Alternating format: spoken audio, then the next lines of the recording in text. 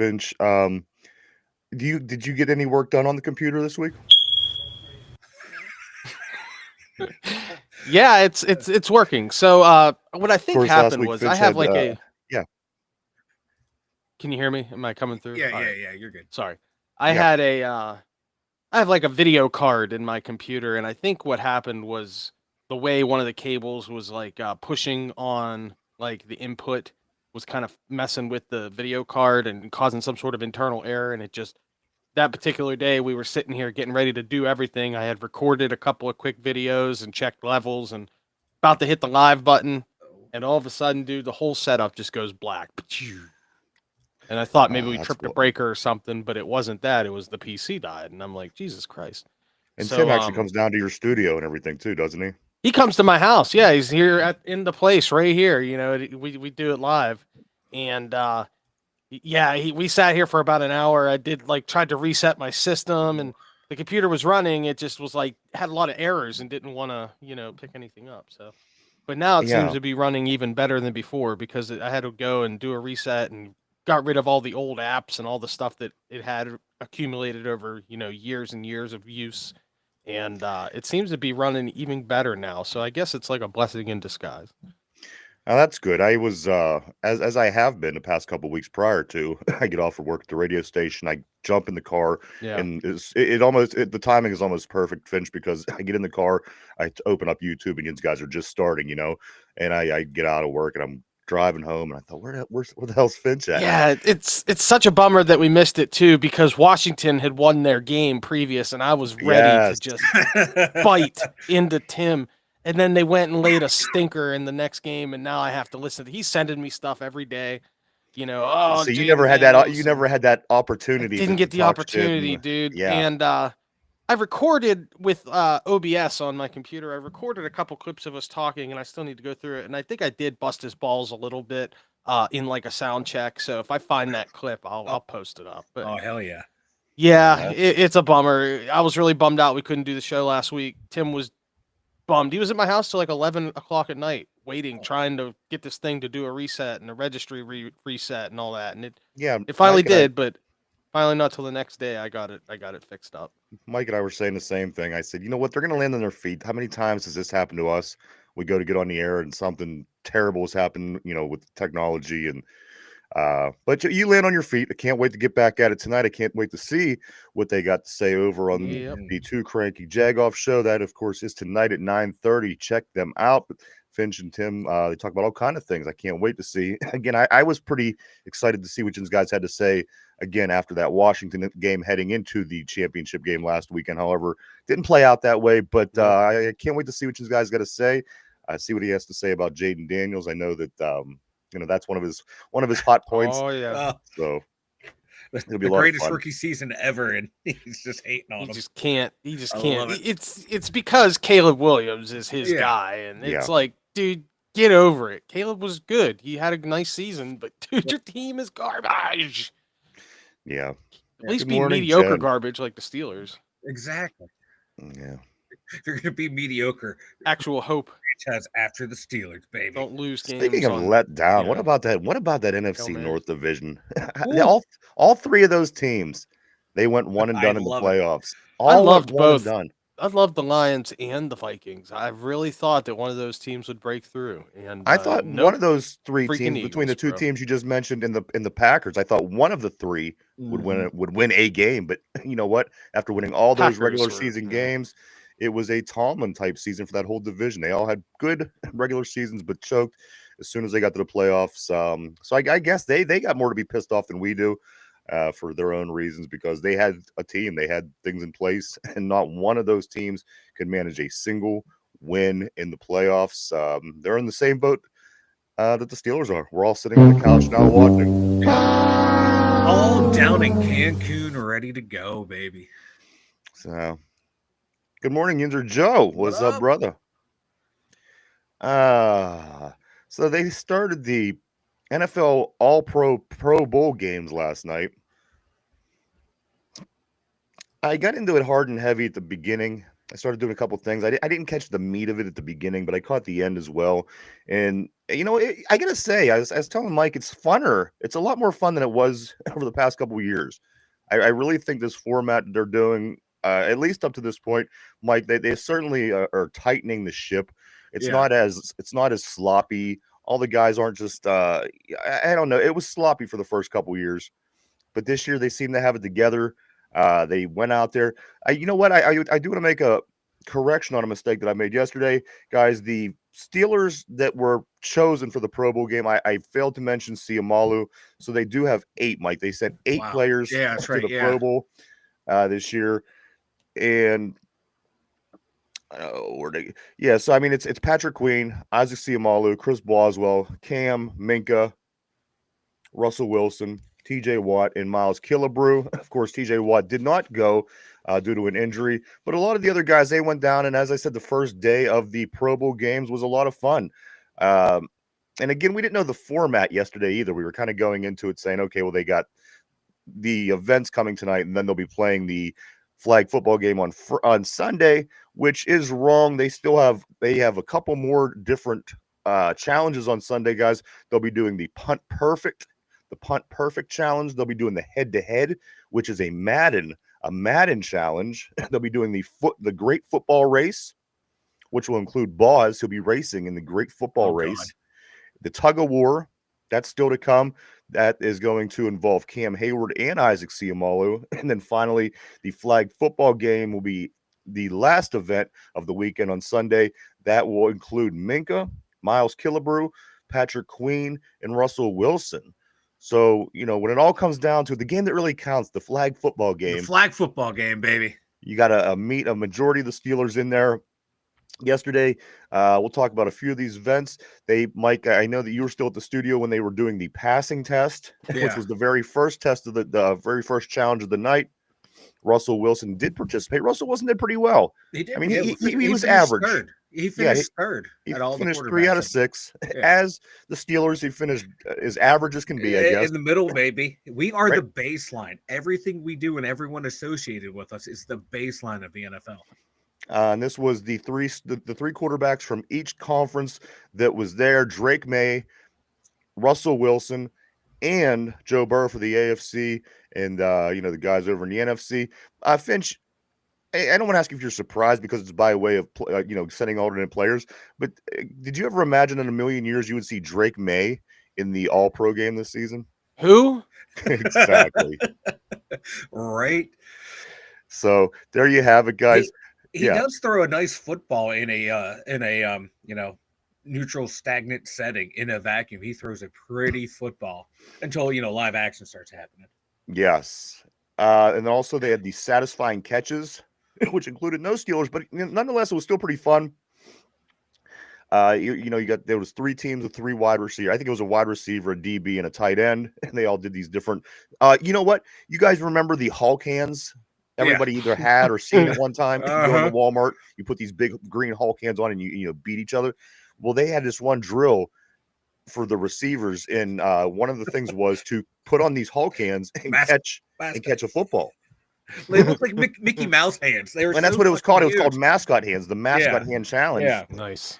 So you had to do one thing, then you run over, you put these big hands on, and you had to get every single receiver, every single one missed the first pass. Every single one that did that drill, they all missed the very first one with those big hands, and then they finally they got it together after that.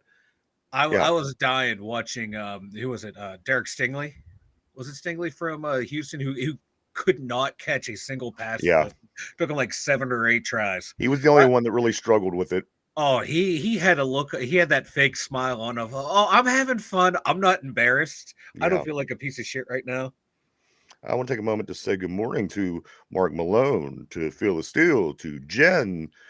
Make sure I'm not missing anybody here. We got intern Caleb here. I'm sorry. Over enthusiastic intern Caleb. There you go. Are you happy now, Ryan? Thank you. You're welcome. We were riding with Steve McNair. Wait, how questions aren't allowed? What's a question? Steelers 9-8 Super Bowl until the heat death of the universe.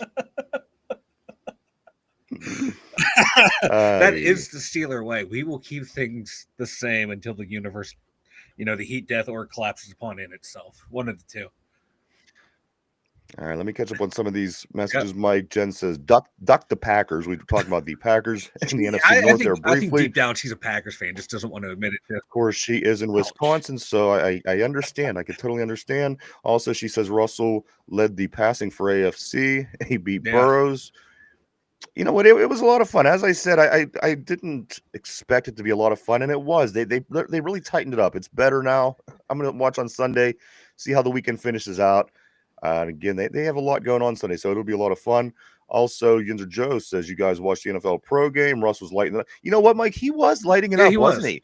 It was that one target. I mean, for those short passes that he threw all season long out of the outlet, I can't believe that he was just nailing the long targets like that. Why don't we throw down the field more? He was just picturing each of those target was George Pickens being covered by three guys, and he said, "Fuck it, George is down there somewhere," and it worked in the game, and it worked there.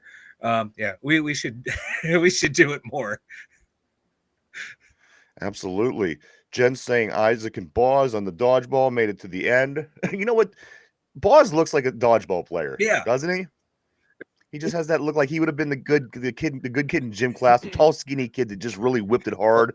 He knocked everybody out. He did it, and it came down to he's that kid that's suspiciously good at every single thing that he played. Like he could probably almost dunk a basketball, and he was good at dodgeball. And probably was good at everything in high school. He learned dodgeball under the tutelage of Patrick O'Houlihan over at the Average Joes. And when he was the he was the alternate to Average Joe when they took on Purple Cobras. Not many people know that. He looks like the guy that it would be the very end of the game in gym class, and it's him, the real good kid, and that one girl who didn't even play. And she's on that back line, and he just can't hit her in the head fast enough. Let's see. Also, they had what else did they have? They have helmet harmony. They ask questions now. I like this. They're adding intellect to the Pro Bowl games, I guess. If you're going to change it up, what better way to go than a little some question and answer a lot of times. And it was cool too because the passing, Finch, whenever they were getting ready to do the passing, one of their teammates would have to answer questions, and how many he answered right was how much time the quarterback had to complete the tasks of these throws. And it was football questions. I mean, it was almost impossible for these guys to miss. However, some of them did miss. They were about guys that were playing in the league around them. And it was really cool. Again, I think that was a cool wrinkle that they put into it. It brings more, it makes it more personable. Instead of just randomly watching all these guys walk around and push a sled around and run through a gauntlet, it made it more personal. And again, they had to answer. They had to, they're just not talking football cliches. They had to, stop and think and try to come up with these answers. Again, I think they're bringing it together. I didn't hate liked it too, that part too, because you got to see somewhat of their personality come through. Guys that were when they were getting it right, you saw how excited they were that they were getting these answer rights, knew what they were talking about, and they would get one wrong. You would see they'd actually be mad at themselves that, oh, why didn't I know that? Instead of just like you said, just guys wandering around like creative characters in the background waiting for an event to start. Mark Malone said Wilson is probably pretty good at those drills. Wilson did really well from everything we've seen so far. Again, he will be participating in the flag football game on Sunday. That looks like everything that he's got left. Phyllis Steele says, cheers to all. Wilson is going to cook, baby. He was, man. He was cooking. Mark Malone says, yeah, dude, a nice ball, no doubt.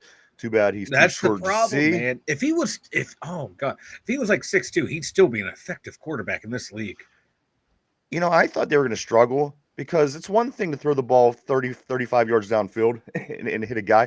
These targets are also 30 feet up in the 25, 30 feet in the air. So it isn't you're just throwing the distance. You have to get that height up there opposed to throwing it down the field and it coming down to your receiver. You have to hit it straight out there. I think that might be a little bit more difficult. And how slow they were moving. You could tell they were not used to throwing at something that slow on those moving targets because they were leading those targets and they were like, if it was an actual receiver out there, they would be able to extend their arms and it would be a perfect catch. And just watching them adjust on the fly, it was pretty cool to see how their mind worked and like, okay, what do I need to take off? Where do I need to aim? You can tell like who's really good at accuracy, that they were able to dial it in real quick. And those that kind of struggle with their accuracy that took them more throws to get that pinpoint pass going. It was fun. As I said, I enjoyed it. I didn't know what to expect, and I didn't watch as much as I wanted to, but now I will. I'll make sure I give my undivided attention on Sunday to watch again. On Sunday, you have punt perfect. You have head to head, which is a Madden challenge. The great football race, the tug of war, which has became big in this over the years, and the flag football game, which is the substitution for the All Pro game. Uh, Do you yeah, remember when they had the like the kicker challenge when they were kicking them from weird angles and weird distances and over shit? yeah. I don't know. Yeah, back in Hawaii. Is that is that what this No, is? no, Is this no, what no, the, no. maybe the But you like the punt perfect. It made me think of that when they had the kickers kicking from weird angles and outside the stadium into the stadium from different spots. It was just like a weird little challenge, kind of like they were playing horse or some shit. It was. I like that event, and I think they should bring that back for the kickers. Well, I don't think they're going to have it Yeah. this year. Of course, Justin Tucker, being one of the better kickers, has gotten himself into some issues. Apparently, he's been hanging out with Deshaun Watson and Bob Kraft a little bit. I don't know. I didn't catch this whole story, guys. Yeah. We'll get more into that in just a second. I do want to catch up a little bit here on the board. Over enthusiastic in term Caleb says, y'all get a good show, fellows. Want an extra more? Get in touch. Get in touch with us after the show. Also, over enthusiastic in term Caleb says to prevent Cincinnati Bengal worshipers. Jen on the board says, duck you, Mike. I don't know what I said would have caused that. Also, fan. Yeah. I don't know what you're talking about. That was not me. Keller Haas, good morning as well. Nice to see you, my friend. So, guys, we got the big Pro Bowl going on over the weekend. And I want to ask you guys, Finch, I'm going to start with you. Do you like this format, or would you rather see, call me crazy, but would you maybe rather see a football game played in regards to the All-Stars for the NFL Football League? And I mean, you're doing something, you're taking them outside of their sport. Might as well take the baseball All-Stars and make them play badminton next summer for the All-Star game. But you see what I'm saying? Do you like what they have going on now, or would you change it back and have some kind of football game and maybe implement some of these other things in there as well throughout the there weekend? are things that I like and dislike about both. Remember, it used to be the the Pro Bowl was after the Super Bowl. It was the week after. So people who played in the Super Bowl who made the All Pro game had the opportunity to play in the Pro Bowl, and they played a real game. Now they took it easy. Guys usually didn't headhunt or anything crazy like that. And it made for an entertaining football game because they were buddy. They were a bunch of pals playing football. It was fun to watch. That attitude is still there now, but there's no hitting, you know what I mean? And hitting is a big reason we watch the game. I understand why the NFL has taken this, the direction they have. But Finch, let me just slide in there and say this is football. You know what I mean? People are going to come along and say, well, these guys, they're concerned about their health, their safety, their future. Well, you did pick football to get into. I mean, that's an interesting choice of a job, and you get paid, in the millions of dollars. And they're probably getting a bonus for making the Pro Bowl as well. And you go to the Pro Bowl, you're not really hitting, but at least it's a football game. At least at the end, it got a little watered down, and they weren't really, tackling each other. But again, at the end of the day, it was a fun football game. And again, I watched these guys play football all season, and for me to turn around and watch them play wiffle ball for their All-Star game, I feel like you're kind of getting ripped off a little bit. Again, you do want to take extra precautions with safety of players, but this is another scheduled game, and you are a football player, and you played well enough. And does that mean anything to anybody? For me, like if looking at it from like a player's perspective and then an owner perspective, from a player standpoint, I'd be like, I'm not getting my actual game check. Why would I go out there and risk injury and potentially lose money down the road? You're a football player. My team is not paying me. This is like an added bonus or an added. Do you ever do anything extra at work, Mike, or do you just only do the bare minimum? I do what I am contracted to do. I don't do anything more or anything less. I thought. Okay, I don't get paid for it. Where I work, though, I can't do that, though. I can't do it, though, because. All right, continue. Like if my team who pays my salary has to pay me for another game, I would go out there and do it. No, I'm not getting paid for it. And from an owner standpoint, why would I want the guys that I'm paying out there that I'm relying on to win games go out there and give everything they have to risk an injury. Nobody's saying give them everything they have. Again, But I said it's a I'm watered just down saying, version. like, Guys for how aren't they, really even tackling yeah, one another. I But would, again, at the end of the day, it's a yeah, football game. like go out there with the pads and stuff, but kind of like how they started to do it. It was Little like game of it smack was like a, ass, you know, maybe. like a more or less a gentleman's agreement. Hey, we're not going to go all out here. We're not going to try and kill each other like Sean Taylor tried to kill everyone. Let's scale it back. But they kind of got to scale it up from what that was the past 3-4 years, where it just became too much of a an ass slapping type event. There's a happy medium that could make everyone happy. There, I you have agree. to, and you have to go back there. You have to find it somehow. But I don't think we ever will. But if they could find it, I think that would be the best. And you can still have these events that, find the ones that people like of these school competitions, have those, and then have the game. I right off the top of the list here, Keller Haas says the alarm soundbite, which it doesn't really exist. That is just the sound echoing in your head from For Derpy listening to it 5 every days a day on the week. show. I like this comment from Yinzer Joe. Yinzer says, why don't they just have a free agent game at the end of the season, play for a new There you contract? go. Yeah, now you're messing with people's money. Or I like this one. You can have oh God, what am I saying? You can have the two worst teams battle it out, and the winner gets the first round pick, gets the number 1 overall pick. See, I'm not against that. We talked about that like in the past on the I show. like that one. Jen says, I'm with Ryan. Come on, man. You play football. Please, exactly. Please the fans. That's who's paying. Listen, you have all this money and you're worried about losing a paycheck. Well, guess what? All those people that you play in front of are the people that are paying Do your you guys paycheck. know So what the ratings have been like for these new style events?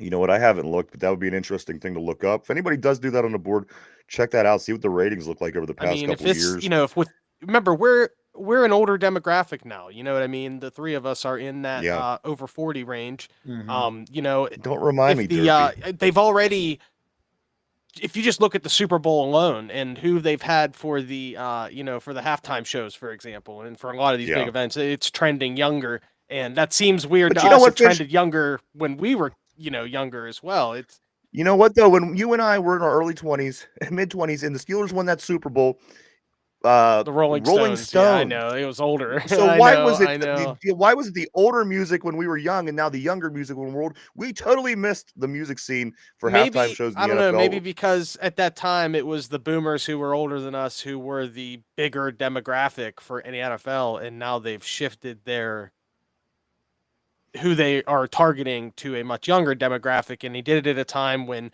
people like us, the older millennials and younger, or older Gen Z, I should say, younger Gen Z, Yeah. Gen X, excuse me. Yeah, Gen X. You guys, Gen I X. think Sorry, we might have got got skipped. the one Super Bowl that might have been ours, Finch, was probably the Justin Timberlake, Well, no, Janet they had the Snoop Jackson Dogg, wardrobe Dre malfunction. Super Bowl a couple years Yeah. ago was Well, fucking dope.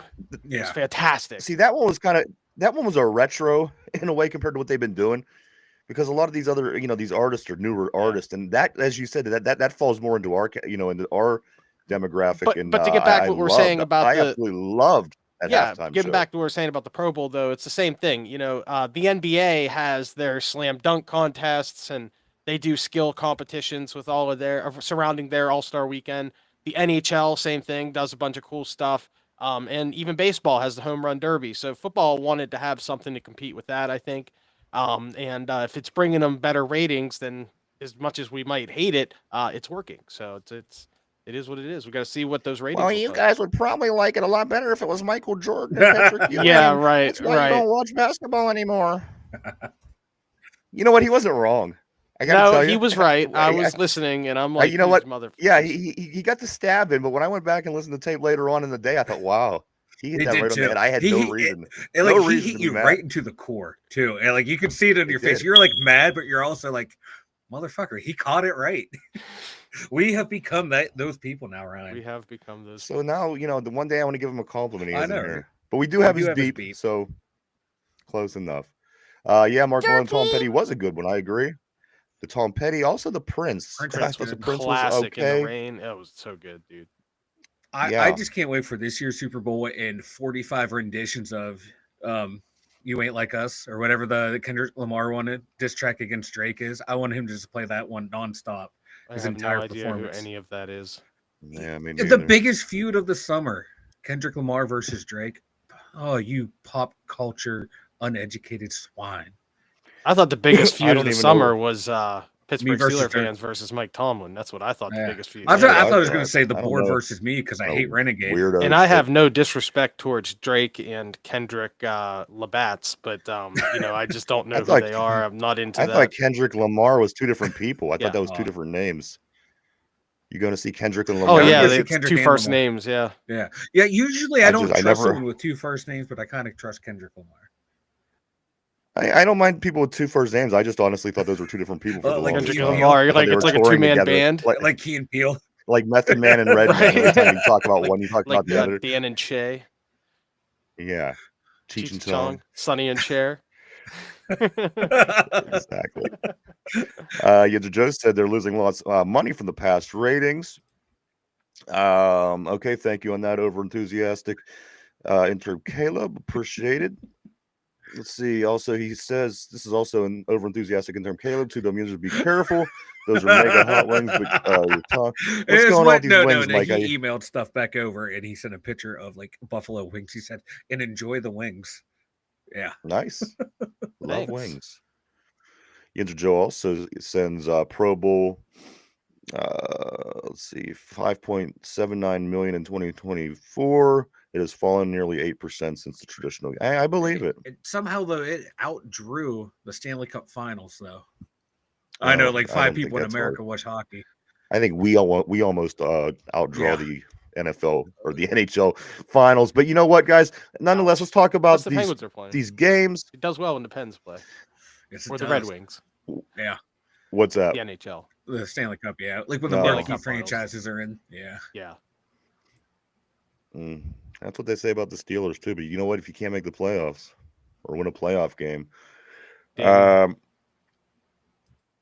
so there you go, guys. We also have, again, this is the time between the Super Bowl, the 2 weeks. This is that little extra week in between. I'm not a big fan of this. As Finch stated earlier, it used to just be 1 week, and I like that. They had 1 week. The Super Bowl got over with, and then they did the All-Pro game down in Honolulu, and it was a perfect way to kind of go, into the sunset, I thought. But we'll get used to this, guys. Let me give you some. Of course, everybody knows that this is a rematch. This is a multiple time, a time that multiple teams or two teams have met multiple times in a Super Bowl, guys. But let me see if you even realize how many times this has happened before. Let me give you a list of those teams that's played the same opponent twice in the NFL and Super Bowl history. Of course, Kansas City and Philadelphia. This is the rematch from just a few seasons ago.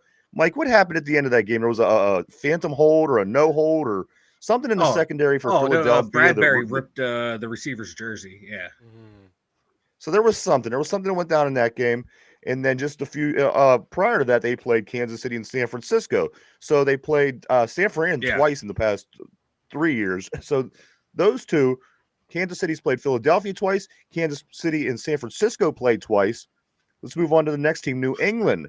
Now, they played 3 teams, 2 different times. They played the Rams, of course, the greatest show on turf, and then again, Jared Goff's 13-3 game. They also played the Philadelphia Eagles twice, Terrell Owens and McNabb and Early, and then the Philly special. And then the other one, guys, New England and the Giants. They faced the Giants twice. Manning. Of course, Eli Manning knocking out Brady both times.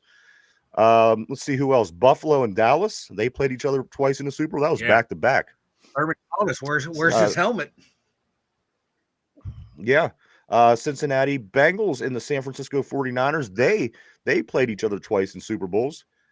The Miami Dolphins and the Washington Redskins played each other twice in Super Bowls. And of course, the Steelers and the Cowboys three times. The only 2 teams to play each other 3 times in the Super Bowl. But that's a lot of pairs. I didn't realize.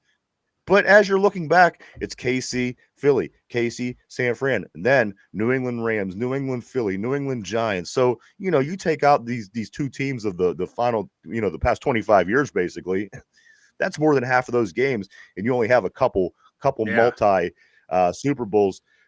I like getting different teams. I liked getting the Seahawks. I liked getting the Cardinals. I like getting a little bit of a variety, and there just shows you beat more teams. It looks a little bit more accomplished.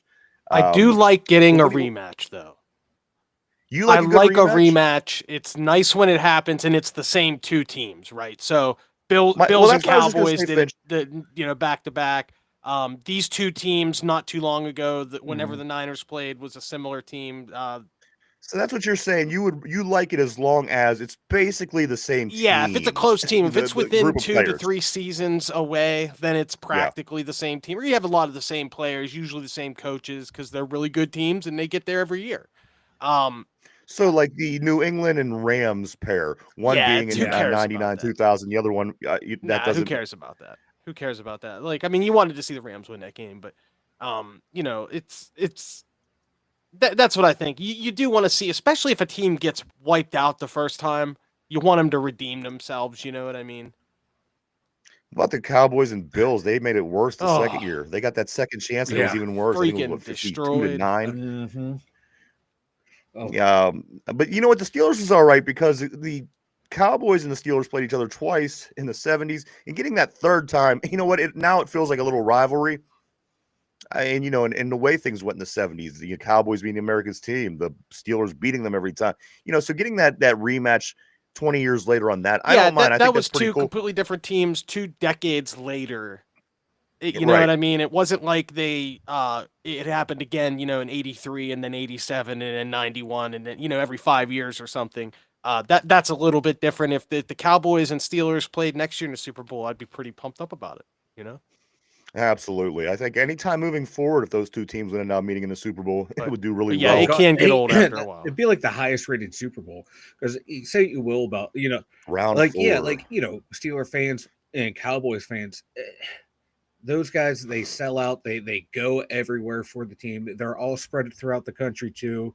The highest rated like games on seems to be on national broadcast are Steelers and Cowboys. They're fans. We watch everything. We may hate the team, may be pissed off at them, but we're gonna fucking watch them to see if they lose, so we have something to bitch about. If they win, we have something to cheer about. And same thing with Cowboys fans. That would be like that Super Bowl would do fucking numbers. Helicopter says, Steeler fans, don't you hate the Eagles? Root for the Mahomes for the three-peat. I gotta be honest. Everybody I talk to, nobody has a sense of Yeah. excitement about this game at all. A lot of times, when Super Bowl's coming, yeah, I'm probably gonna head down to cousin Chip's house, and we're gonna see the family and make some dinner, and we're gonna watch the football. Nobody's excited about this Super Bowl at I all. I mean, yes, it's one more football game. It's supposed to be the two best teams, so I mean that's exciting.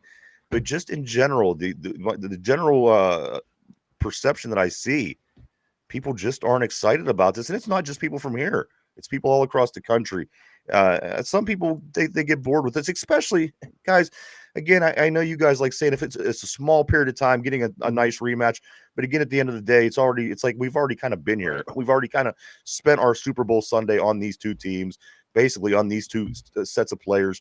So again, I just think that these aren't two very likable teams overall. But I guess that isn't what it's about. You got to go out on the field and get it done. I saw a meme that had talking about how people didn't who to root for. It was the scene from Half Baked. The fuck you, you're cool, fuck you. It was like fuck you Yeah. to Mahomes, fuck you I'm to the out. Eagles, fuck you to Andy Reid. You're cool to Saquon Barkley. That's like what it seems to be. Everyone's like finding like the one cool guy on either team that they like. Like we're gonna root for that guy. Fuck everyone else.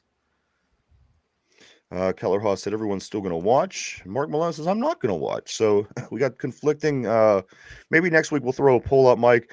I'm sure more people are going to watch because at the end of the day, it is the Super Bowl, it is football, and people want to kind of see it all. You invested your whole Yeah. year into football.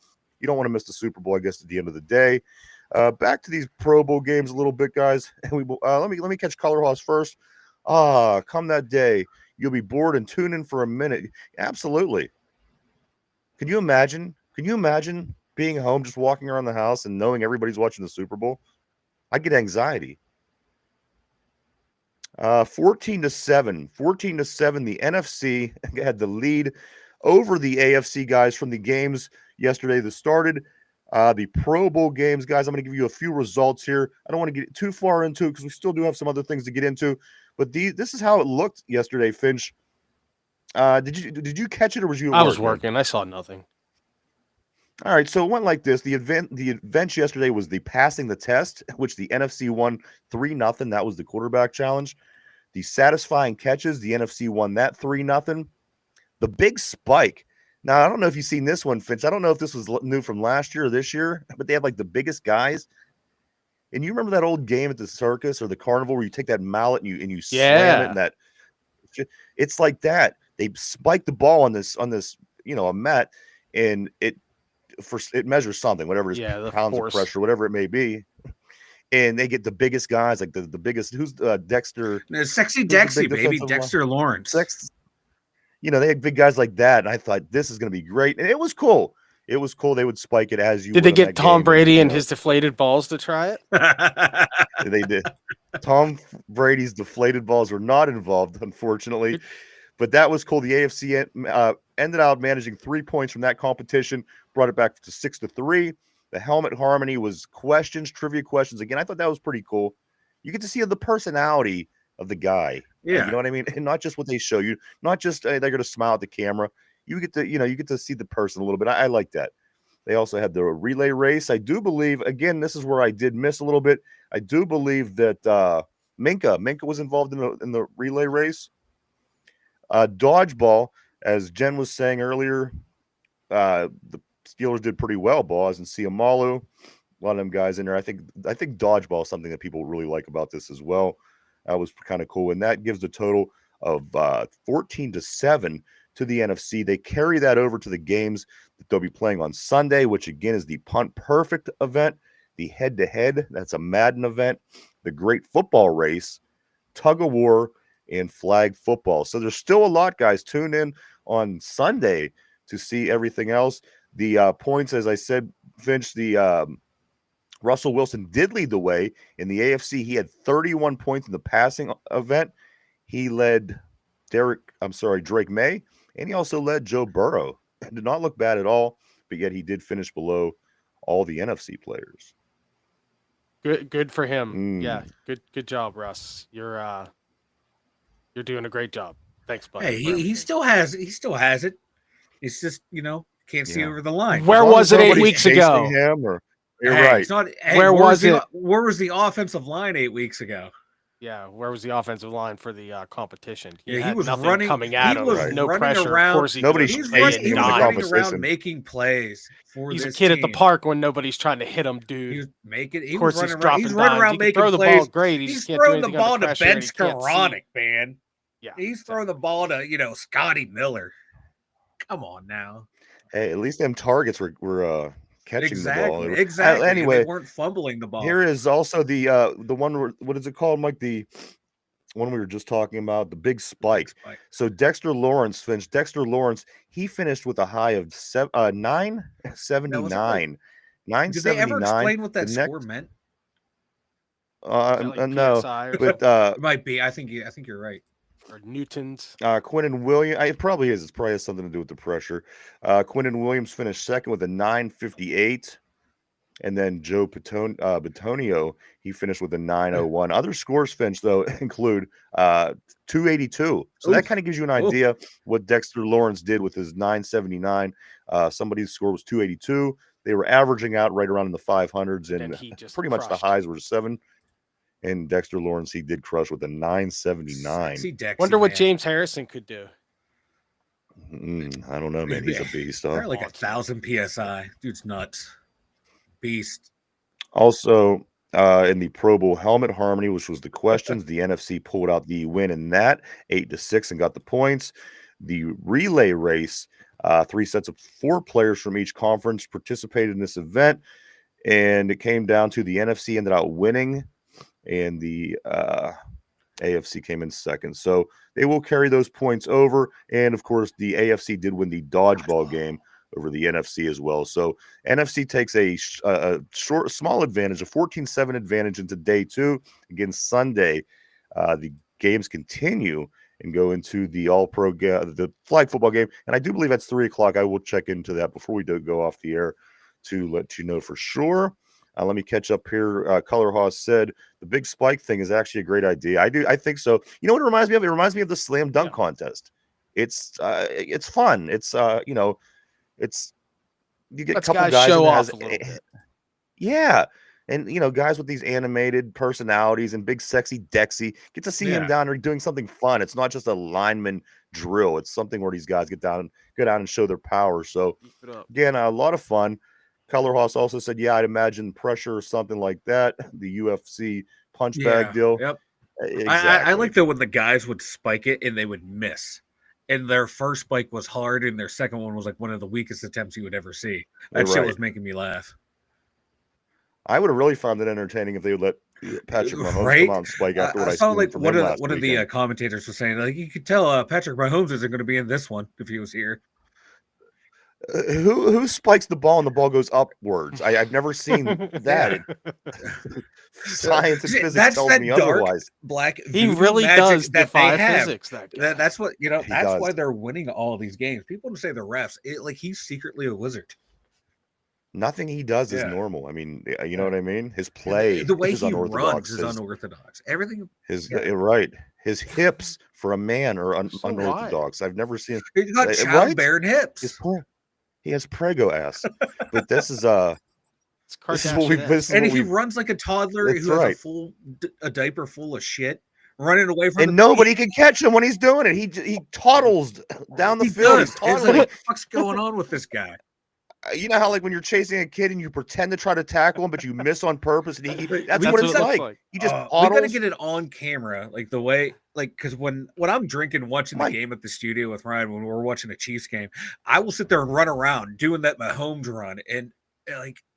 It's not pretty, but that's how he runs. We might. I would imagine you doing that looks like a giant baby. With the bald head going on. Oh, hell yeah. Oh, it's terrible. Seeing it, looking at this one here, toddle across the room. Listen, limp wrist. Kalora said, limp. Yeah, he's like limp wrist, and he might be one of the best QBs ever. Yeah.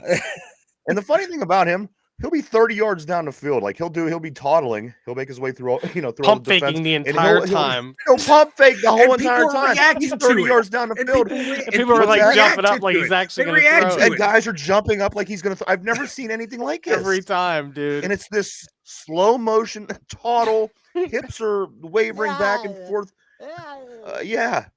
So much estrogen in that area of his body. And it's so crazy to see again with that fake pump. He'll do it all the way down the field. It's comical, and it works. Limp Wrist was the name of an awful Limp Bizkit cover band. Over enthusiastic conservative Caleb says Limp Wrist was the name of an awful Limp Bizkit cover band. Is that serious? Because that would be great funny if it's true.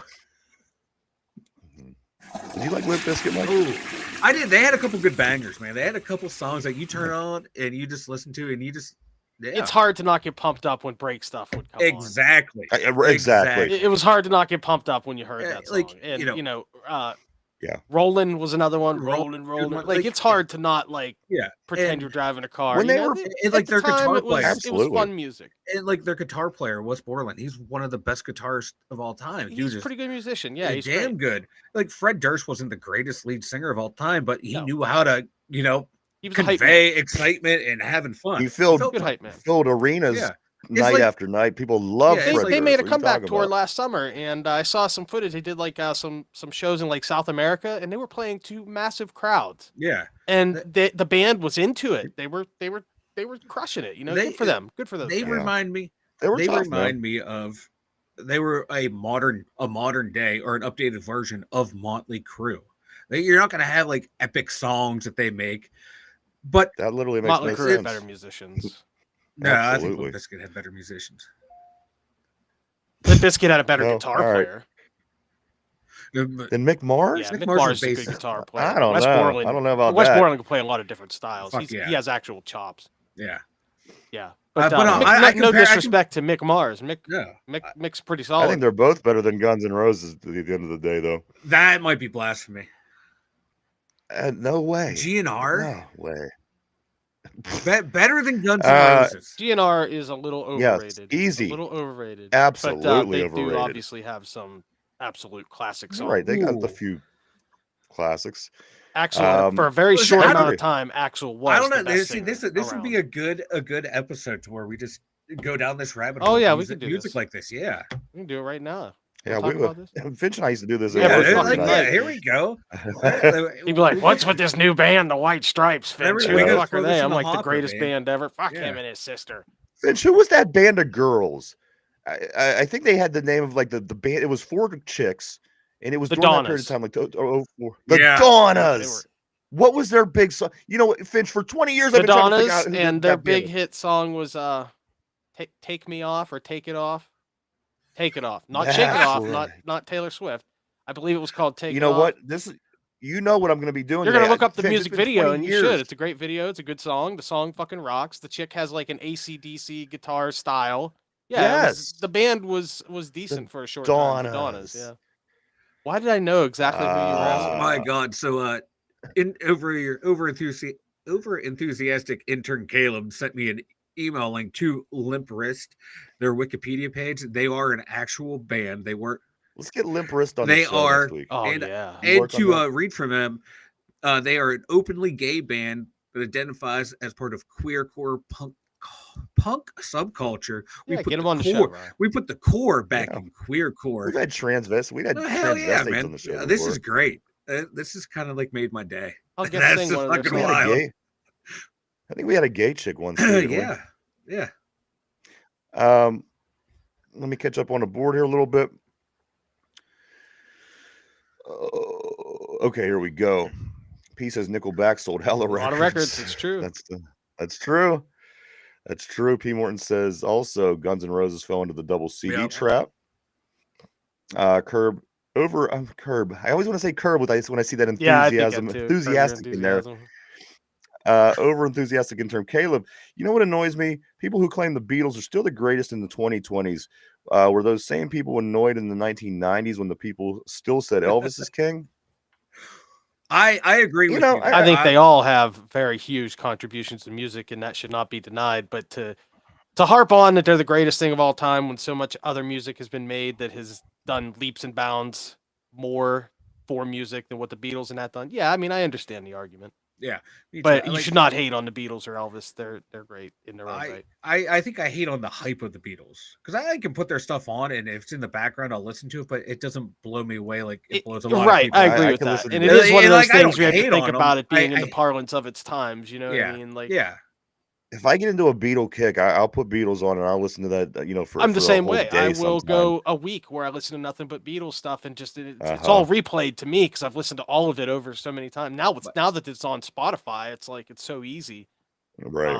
But yeah, I do love the Beatles. Don't get me wrong; they're fantastic. But I understand why people think they're overrated, especially younger people. You know, people who didn't grow up on it. Right. I get it. I understand it. When you live through time, and like a lot, people on the show and in the room. I mean, we're all a lot of us are a little bit older, and you live through different eras of music, and you understand that argument better than when a young person comes along and says, "Oh, that's overrated." I so much stuff has come out. You know what? You kind of have to live through to understand and get that perspective. Sometime I think that's the case in that because I didn't grow up in the Beatles era. No, but as time went on, I realized this was one of the. Right. Lennon might have died when I was a baby. You know what I did? I mean, that's not wrong. I did listen to the Wings, Paul McCartney and the Wings, because as I said, John Lennon just died, and then I had, and then I got into it. But I realized over time that this is really great music. So, again, I think sometimes you just have to live through it. P said, yeah, Ryan probably listens to the Wings. He also says something here about there it is. Never got the White Stripes or Jack Black or Jack White or whoever. I got into White Stripes a little bit until that song just got a little bit too played out, the Seven Nation Army song. Now I don't ever want to see Jack White's face ever again as long as I live, just because of that. It sucks anyway. But there's something like with his there's something like with his voice, it just doesn't sit right with my ear. It just grates on me. I really loved him with the White Stripes. I loved all their stuff together, and I've tried to listen to his stuff with other bands and solo, and I just can't get into it anymore. But I was into the White Stripes pretty hard back in the day. I liked them a lot. Speaking of Derpy Zant, Phil the Steel says the Carpet Munchers. Carpet Munchers, his favorite band. Also, over enthusiastic intern Caleb says, what was the best concert you ever saw live? I may have seen my favorite concert when I was with Finch, actually, to be honest. Um, I seen a couple that I would put up there, but I gotta say that Green Pretty Day good. concert.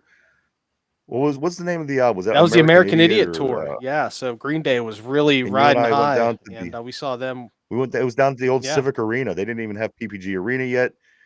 We went down to the Civic Arena, seen Green Day, and I got to tell you, that was honestly one of the better shows I've seen. Their the performance was performance amazing. was one of the The way better they performances for sure that I'd ever seen live. have like the fans and the kids come up and play their instruments. I mean, they just do it. It's a whole show. I got to say, Green They Day were was great at probably that my time. Yeah. favorite. I seen a bunch. Oh, Finch, who's seen a lot I have more been to a lot of concerts than I shows. have. Yeah, Who Finch? Who do you think was I the have best? different categories on what best is. The one of the best bands sonically, like who sounded great.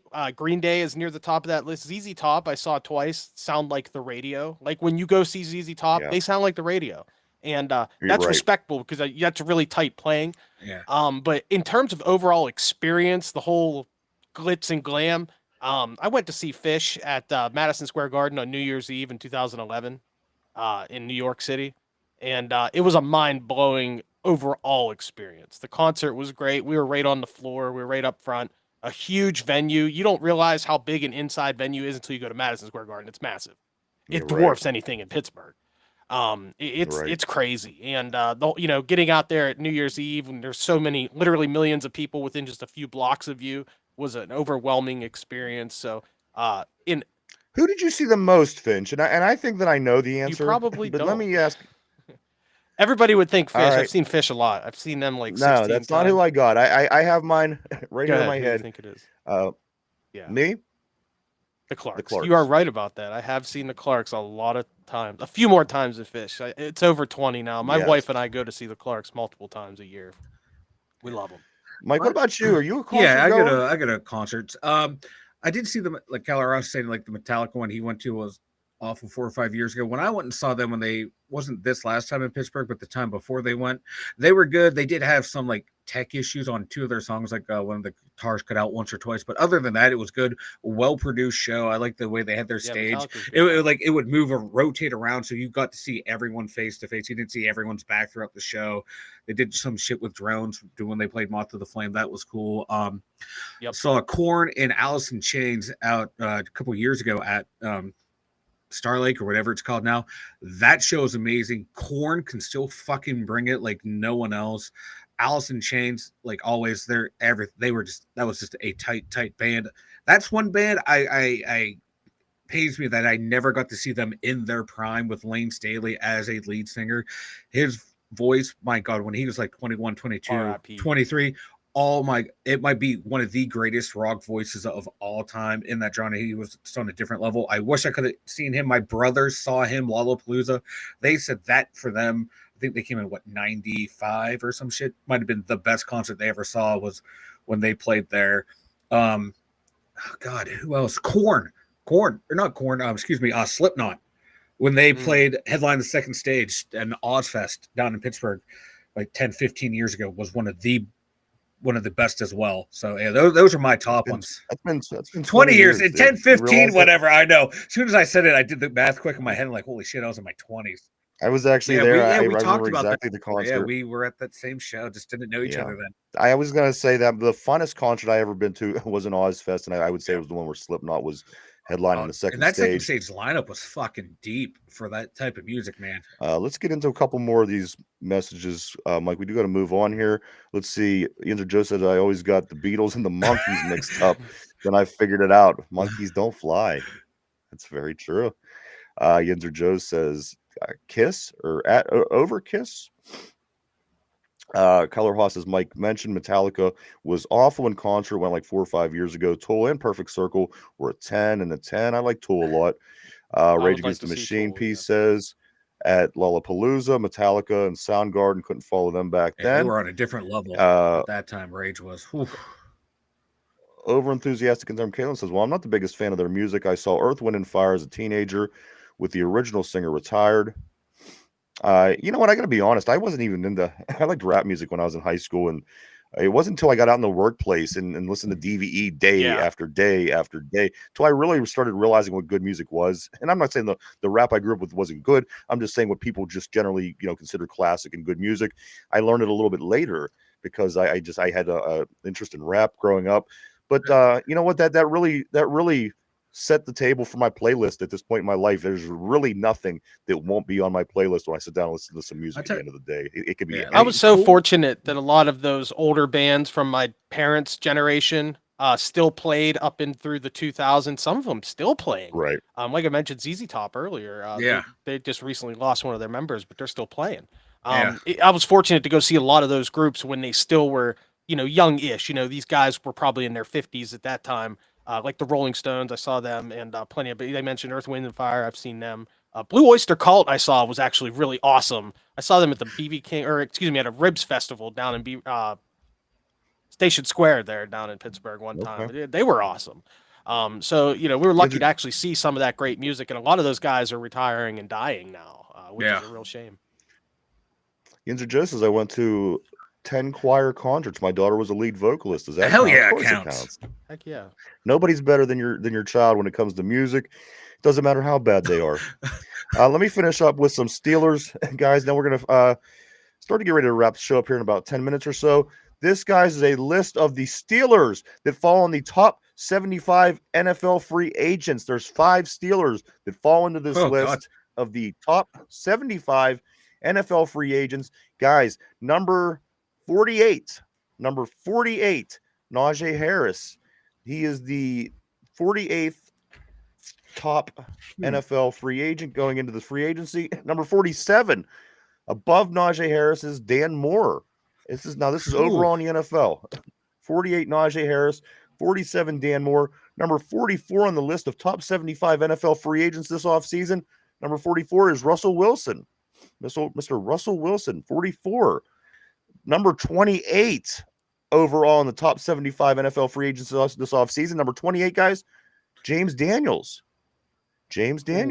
Yeah. And finally, at the top of the list, number 19 overall of the top 75 NFL free agents this offseason, 19 overall, Justin Fields. Wow. So 5 Steelers in the top 75 NFL free agents. Of course, this is going to be talk that you're going to be hearing a lot more about as the offseason kicks off, gets moving along. Of course, we have the Combine coming up shortly. And then you're going to see free agencies and signings and trade deadlines and this and that and every other thing in drafts. It's going to be wonderful, everybody. It's going to be a great spring. Don't you forget that. But as I said, guys, we have five guys in the top 75 NFL free agents. I don't have the list in front of me, but I'd like to take a look, see who some of the other people are, Like, and maybe or we could be targeting, because T. Higgins is a name that I keep top hearing 5. coming up a He's- lot around the Berg lately. And I got to be honest, if T. Higgins comes to Pittsburgh, that takes us up. That takes us up a level, I think. That opens up the draft big time in that first round now. Wishful thinking. The Yeah, I know. Steelers don't go after guys like that. Come on. Omar Khan, though, man. Omar Khan.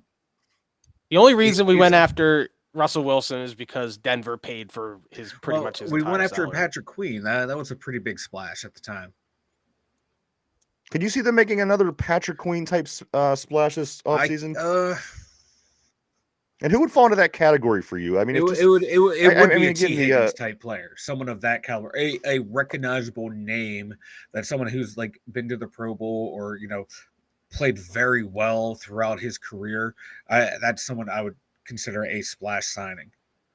and you got to think as well, Mike, this time, I mean, last year, before we brought over Patrick Queen, so basically this time last year, who would have thought Patrick Queen would be on our defense and T. Higgins would be on our offense if that be the case? Can you imagine pulling those two guys from those two rival teams from within our division and actually being able to bring those guys to Pittsburgh? I would love it. Again, I think T. Higgins would be such an improvement over the no wide receiver two that we have right now. I guess anybody is an improvement, but I would love to see T. Higgins. Let's get back to some messages, guys.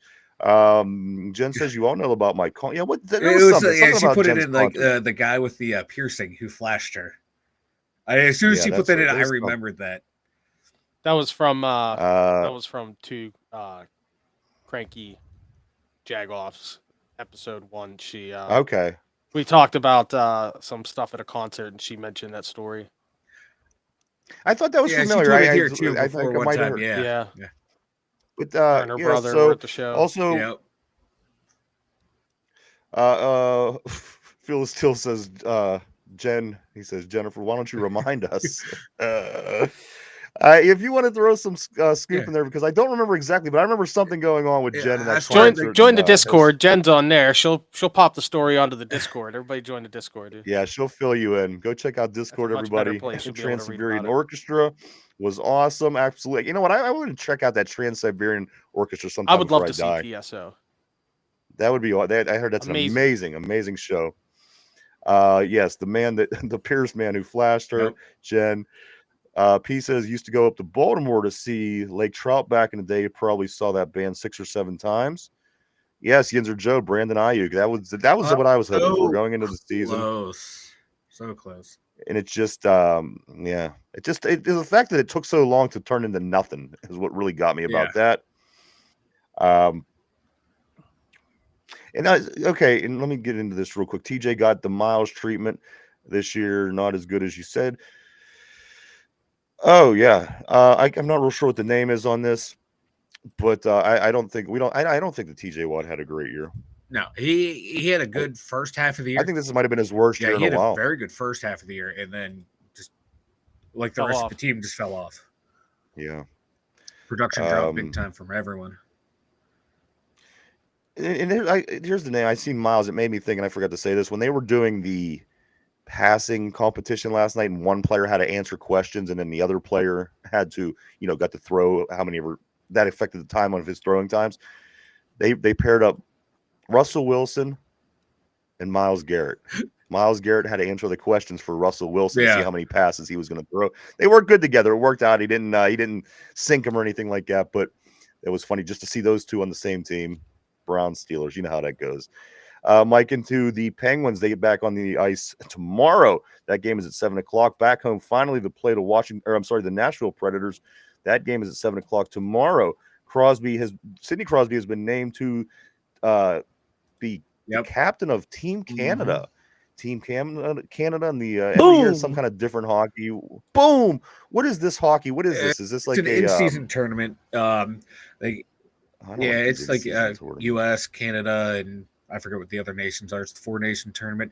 Once again, Sidney Crosby, captain of Team Canada. At this advanced stage for him too, he's still kicking ass.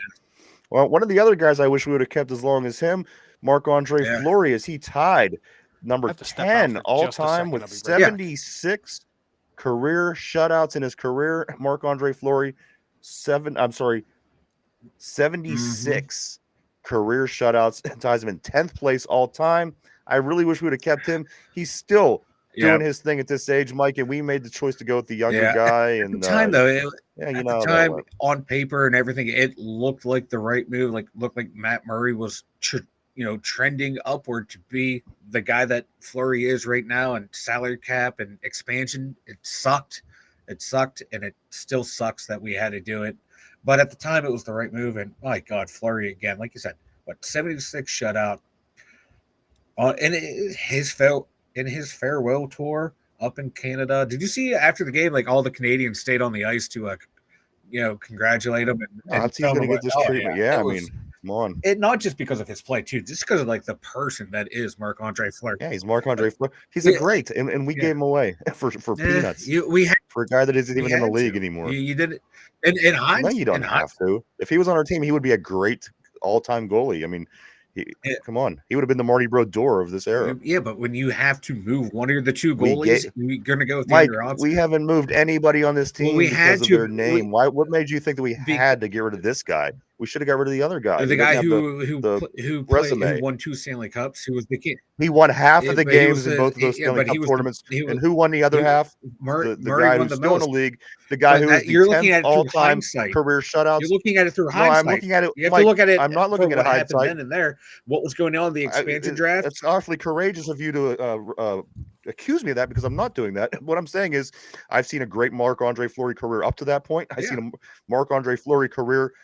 Him and Matt Murray split the due time in both of those Stanley Cups to help win. And I see Marc-Andre Fleury continue to be one of the best goalies ever, moving into the top 10, 76 all-time shutouts. To me, at no point during that time I would have ever given this guy up. But you know what? The other guy was the answer, I guess, right?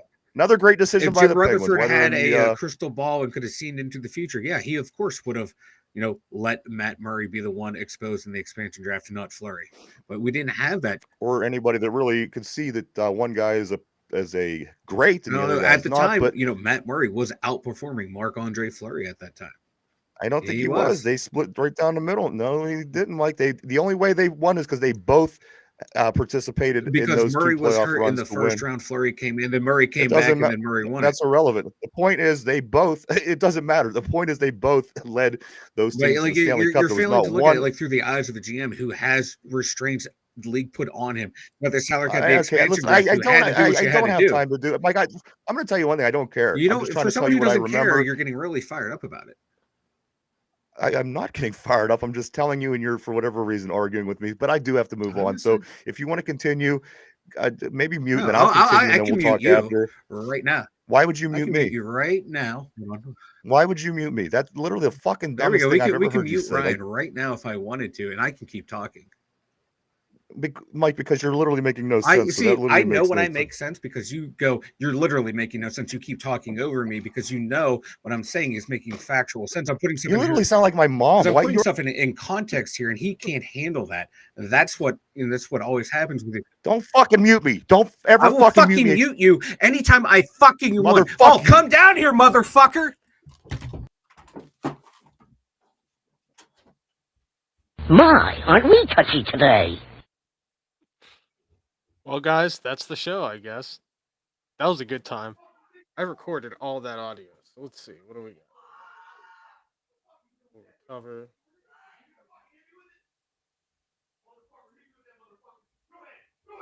She's killing us. Go ahead, kill the stream.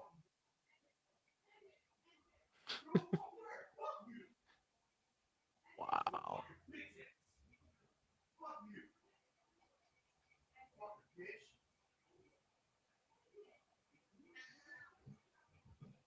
See what Mike has to say. Boom!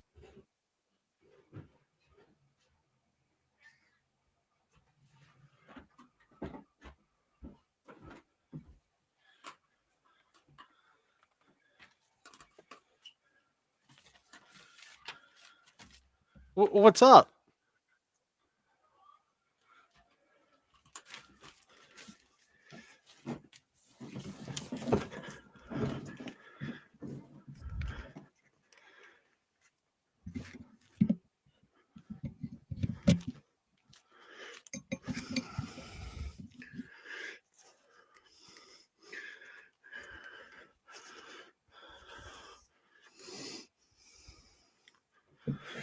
We should have fucking duked it out today. We should have fucking duked it out on the air, dude. That would have been the show great. Everybody could have seen you get knocked the fuck out. I wouldn't get knocked the fuck out, man. Believe me. Do you want to hear the audio of the last 20 seconds or so before you left? Do you want to hear it? Making factual. You literally sound like my mom. Why you're? Because I'm putting stuff in context here, and he can't handle that. That's what always happens. Don't fucking mute me. Don't ever fucking mute me. I will fucking mute you anytime I fucking want. Oh, come down here, motherfucker. Take your fucking ball and go home, little fucking bitch.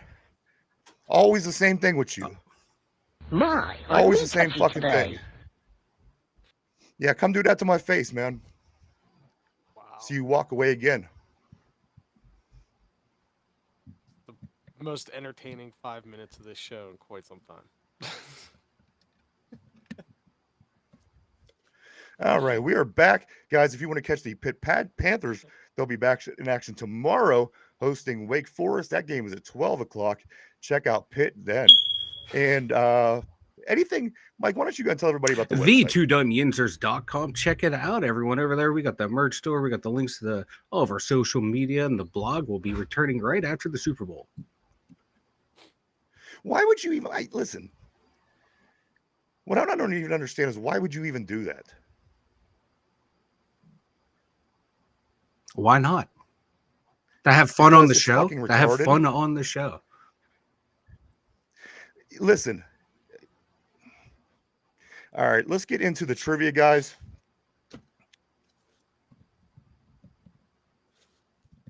Fun on the show is muting each other. That's fucking stupid.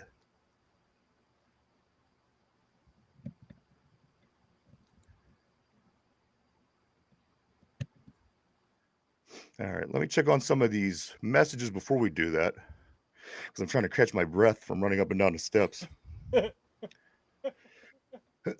All right, here we go.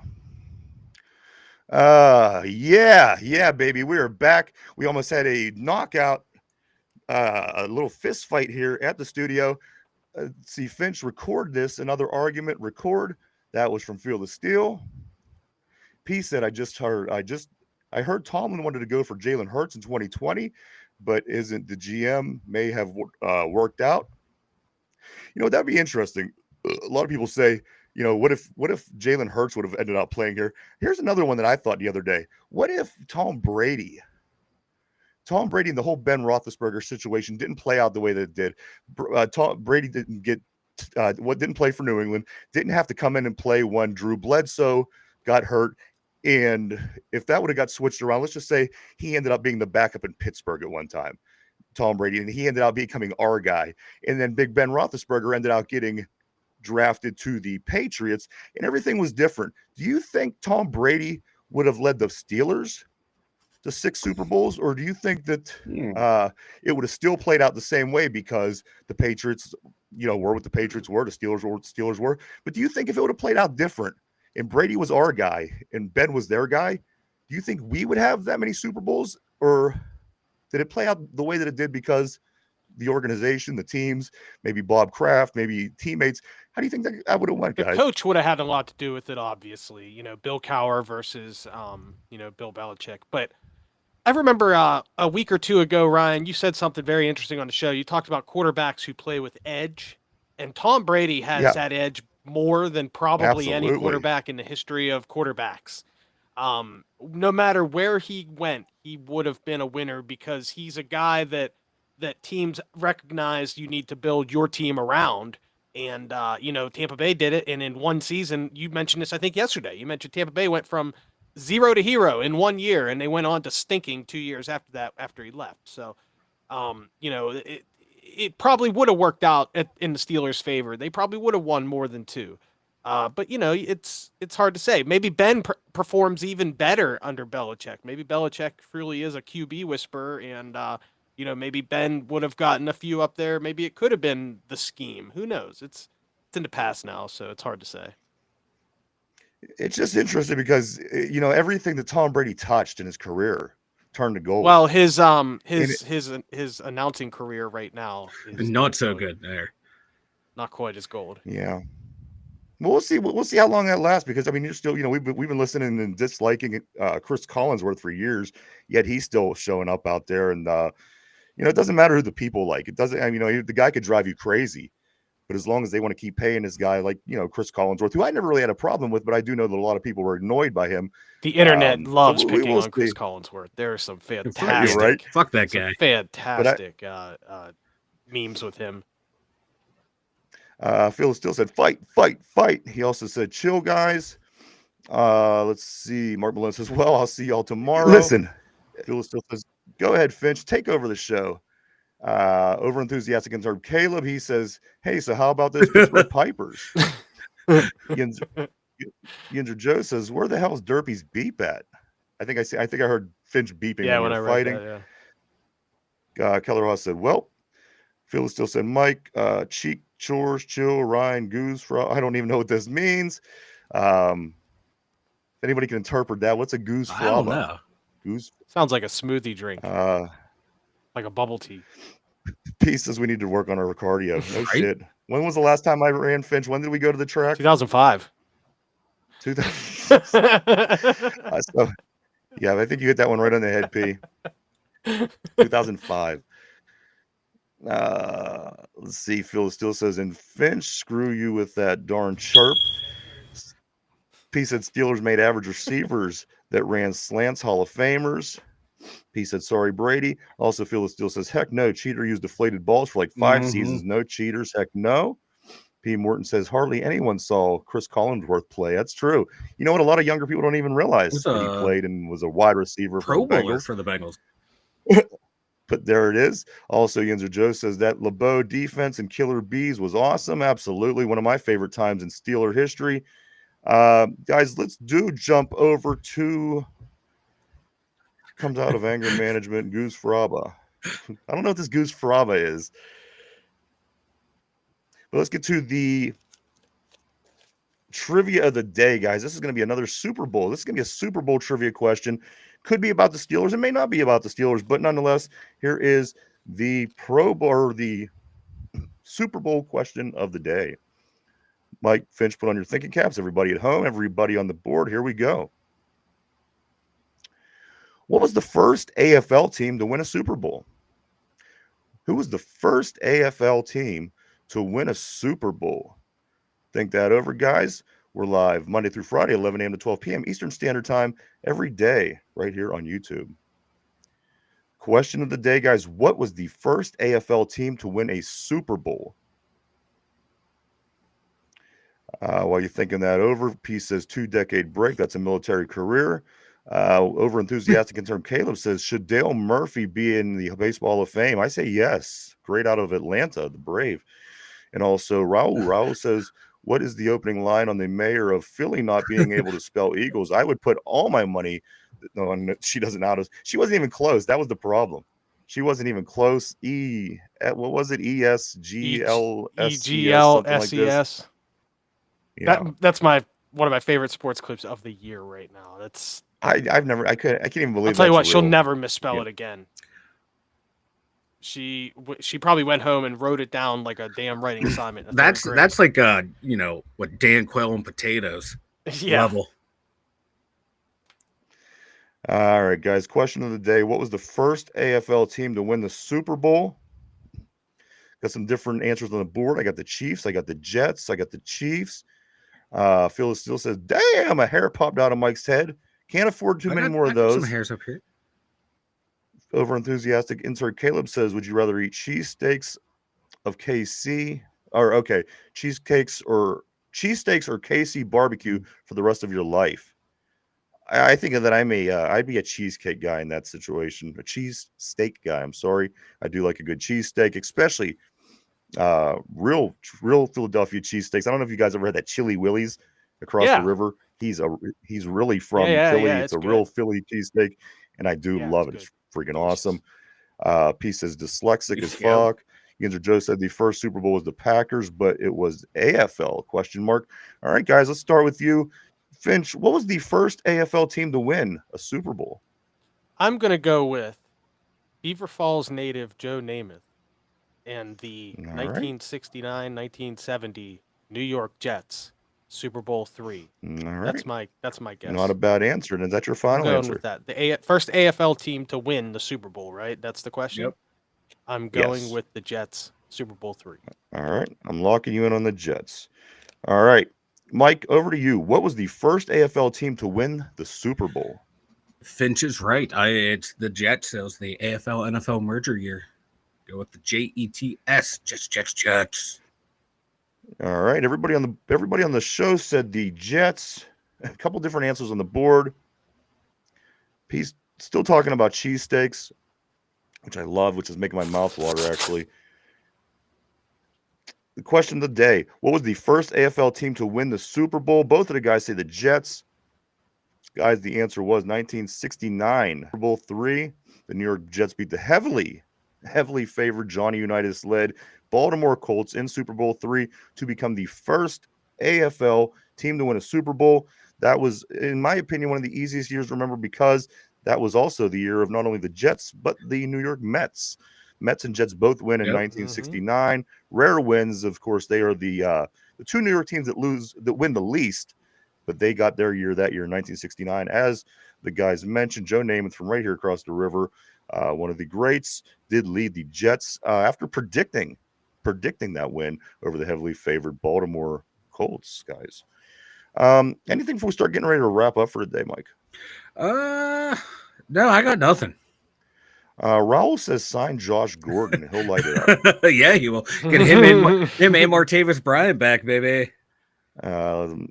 Finch, over to you. Mike, you are really shiny today, bro. Yeah, you know, that's the third time somebody mentioned how shiny he was. I've been putting the lotion on recently. What kind of lotion, dude? Like Vaseline, KY? What the hell are you putting on? We got some from Bath and Body Works, shea butter, and some vitamin baby oil. Hell yeah, baby. Palm oil, perhaps, like literally some Crisco lube. shortening. It's Diddy Lube, okay? Diddy Lube. It's Diddy Lube.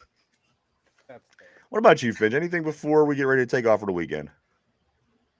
Yeah, Tim and I will hopefully get the show back together tonight. I got the setup back up and running and here at the house. I had a PC issue last week, and as I mentioned earlier, and it really sucks. So I was bummed out that we didn't get to do a show. So please, tonight around 9:30, please check in. Actually, probably a little bit before that, and we'll be here on the Two Dum Yinzers audio network. Go check it out, everybody. Good show. Two cranky jagoffs. You keep saying two cranky yankers. I know it kind of comes out for the TV show. It's natural. Yeah, it comes out naturally until I really say this more times than I've said crank anchors in my life. So that may take a while.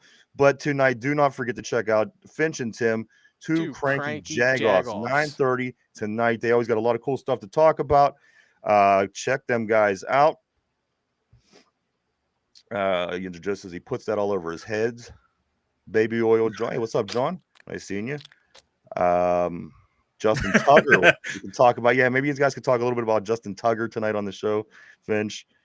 And also Ron Navy. Ron Navy, my man. Good to see you as well before we take off for the weekend. Ron Navy, you know the deal, Ron Navy. You give me the auto trader, I put the lotion on. There we go. Finch, anything if we do get ready to wrap up for the weekend? No, not really. Other than the show tonight, be here. Derpy and I were talking about possibly live streaming during the Super Bowl right here on Two Dum Yinzers. So that's something to think about. We're not sure yet if we're going to make it happen. But this weekend, there's not really any football going on, any real football anyway. So I'm not going to be watching too much TV. I'll probably be hanging out. So don't forget, guys, check out on Sunday, I believe 3 or 4 o'clock is when it starts. The second part of the All-Pro games on Sunday, they will be having Punt Perfect head-to-head, which is a Madden challenge. The Great Football Race, which Boz will be included in the Tug of War, which will have Cam and Isaac Siamalu, and then they will play the famous flag football game at the end of it all to see who ends out ultimately winning the All-Pro weekend. Minka Fitzpatrick, Killebrew, Patrick Queen, and Russ will all be in the flag football game. So do check that out. They again will be capping off the All-Pro weekend. Does anybody know when is the NBA and the NHL? I know they all right around the same time, and it's all usually right here at the beginning of the year. Does anybody know exactly which week that falls on? I'm checking right now. God, I get the latest, blah, blah, blah, blah. Of course not. Let's see. All-Star game, February 16th. Okay. I knew they were both coming up. Yeah, it looks around that time. I was reading yesterday that Bub Carrington from Pitt was going to be participating in some events for the NBA. I just wasn't sure. I knew it was coming up, so nothing there. But this weekend, guys, don't forget tomorrow the Penguins will be back in action. It's 7 o'clock as they play host to the Predators. Pitt will be traveling to Wake Forest. That's tomorrow at noon. And again, the NFL will be finishing up their All-Pro weekend on Sunday. We'll be back Monday morning to talk about all that and much, much more. Getting ready to go into the weekend of Super Bowl 59 and touch on any and all Steelers scoop that we may have found over the weekend. Let me catch a couple more of these messages, and then we're going to roll for the weekend, guys. I'm not watching the the Super Bowl, says Ron Navy. A lot of people are saying that, but are they actually going to follow through? Phil the Steel says, Steel Freak, no mention of Peaches and Fanny because of fight today. All your fault. I got to tell you, I was up late working on a few things last night, and I have a you don't worry. I have a Peaches and Fanny surprise coming. I think you guys are going to like. It's going to take me a little while to work on this, but keep in mind I was up late last night coming up with this some ideas. So be expecting some Fanny and Peaches and all these kind of things as we move forward into the year here. Hug it out. Jen says for Finch and Mike to go hug each other in the corner. Boom. But But guys, I think that's it for me. I do want to say thank you to everybody for coming and hanging out and watching. Listen, I want to thank everybody for coming out and hanging out and watching us today. We appreciate each Listen. and every one of you. We wouldn't do it without you. We would say thank you so much. We hope everybody has a good weekend. I want to say thank you to everybody on the board. You guys make things interesting as always, and everybody at home. Anybody got anything before we take off for the weekend? I got nothing. Have a good weekend, everyone. All Stay right, shiny, guys. Mike. Stay shiny, Mike. Everybody enjoy the All-Pro games. We will see you on Monday. Have a safe weekend, everybody. We'll see you. Boom, first thing Monday. boom, boom. Yeah, we're gonna have a big. We're gonna get into that. Don't you worry. Over enthusiastic intern Caleb. Besides for that, you have yourself a great weekend, everybody. Enjoy yourself. Safe.